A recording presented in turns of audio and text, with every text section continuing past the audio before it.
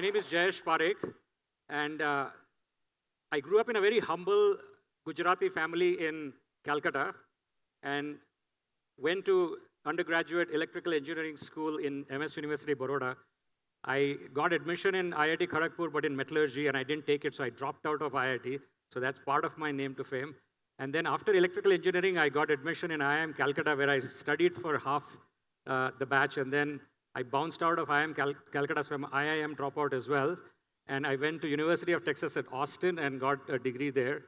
After which, I worked for IBM in Houston, and IBM sent me to Singapore to start India. So there was no IBM India for 10 years.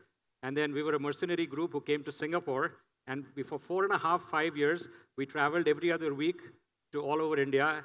And we brought IBM in 1993. IBM stepped foot and then had a physical presence here. Today, the largest headcount for IBM in the world is in India. Post that, when IBM asked me to move to Bangalore or Houston, we decided to continue to live in Singapore. And at that point in time, I quit, and I then co-founded a television channel, which is called Sony Entertainment Television. So I'm one of the co-founders of Sony Entertainment Television. I'm just doing a little bit of signaling because I'm going to talk about something else a little bit later, but just so that you guys can take my talk seriously. So I'm a co-founder of Sony Entertainment Television, incredibly proud of what we did over the years. We brought, of course, cricket. So our partners were joint venture partners were Sony Pictures Entertainment, which is Columbia TriStar. They did not know anything about cricket, so we taught them cricket. They wondered why every time the bat is hitting the ball, the batter is not running, because that's what they do in baseball. We ended up getting the World Cup cricket rights, Champions Trophy, and then we somehow convinced them to bring IPL. So that was a massive win. The whole IPL journey actually became a huge success, as all of you know. And then, of course, there was Indian Idol and Kaun Banega Crorepati, and went through a journey of multiple television channels, ended up exiting from that 10 years ago and tried to retire. So that was my first retirement, and that retirement lasted a full 9 months when my wife threw me out of the house and said, go find something to do. So I bonded with two of my colleagues in Singapore, and we started a venture capital fund, which is called Jungle Ventures. Jungle Ventures is a Southeast Asia tech fund. Of course, technology companies all over Southeast Asia, including India. And today, it's on Fund 4, and totally, we have $1 billion under management. And when I say we, Fund 1 and Fund 2, I was a managing partner. Fund 3, I became a senior advisor, and I tried my second attempt to retire. They are on Fund 4 now. And at the end of that retirement, I quickly came out of it during the COVID. My current partner, Gautam Godwani, called me from Silicon Valley. He's had 2 exits, and he said, let's do something in this field of alternative protein. So now what you see, venture capital fund, and the venture capital fund is called Good Protein Fund. It's a cross-border technology fund which invests only in alternative proteins. So that is plant-based, cell-based, and fermentation technology. So it's a deep technology fund based out of Singapore, and we invest all over the world. So we have a 275 crore fund, and we are going to invest in 35 companies. So far, we've invested in 26 companies. We're almost halfway through. Our ticket size is between $500,000 to $1 million, as you see. Now, why did I get into alternative protein? Well, actually, it's an intersection of technology, economics, and impact. So I also was an initial shareholder of Avishkar, which is a venture capital fund, which is an impact fund. And they also have $1 billion under management now. They've done about 6 or 7 funds. And so, but for the first time, I found that here is an intersection of these 3. So every major system, on this planet is in a decline, especially climate. There was a conversation about COP21 Paris Agreement being that we will not have a rise of temperature by more than 1.5 degrees. From pre-industrial times, we've already gone up to 1.2 degrees, so we are not on track on that.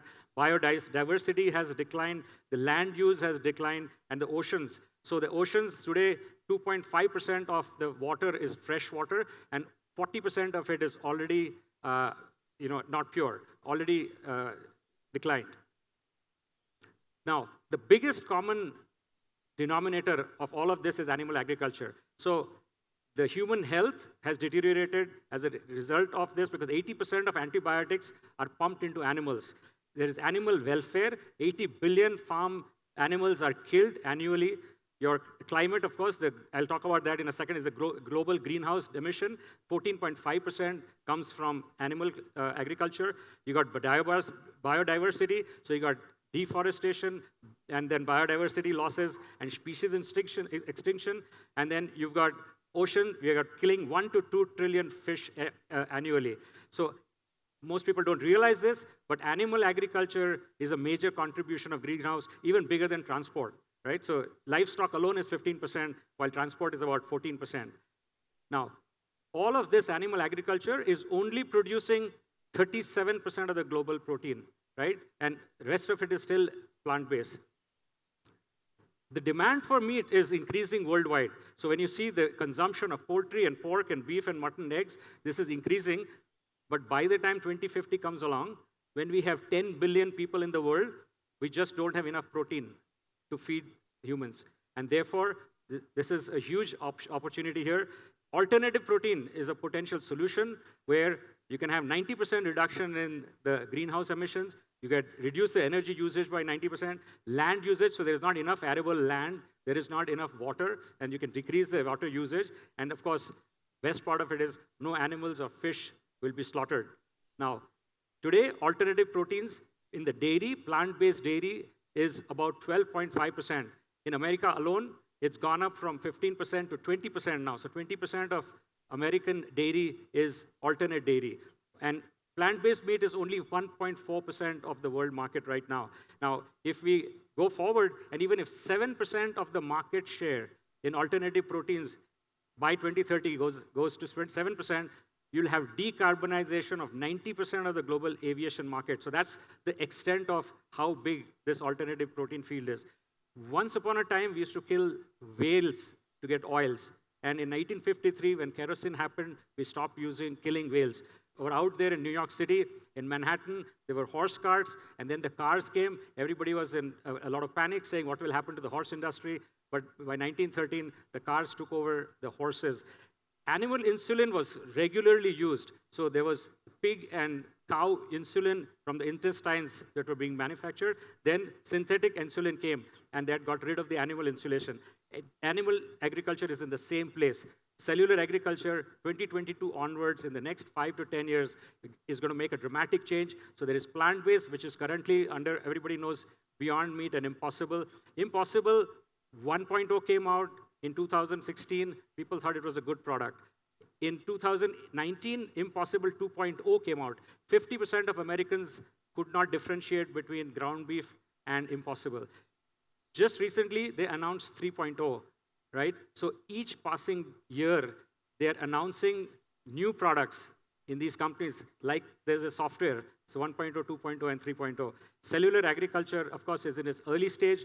Plant-based is in the early phase stages. Precision fermentation, which is like beer and yeast, and you've got big companies like Perfect Day, they're working on caseins and whey, and that is now the next technology. And then the forward-looking 2 to 5 years, you'll see whole cuts. So therefore, animals, where you take a cell and you grow it in the lab. And so a lot of people call them lab-baked. The new name of that is cell-based or cultivated meat. And you will see that in the next 2 to 5 years, that's going to be the holy grail. And you'll see also some hybrid products that are coming out. So again, in conclusion here, very important thing that Sir Richard Branson said, he said that in 30 years, it is unlikely that animals will need to be killed for food anymore. And thank you very much for your time.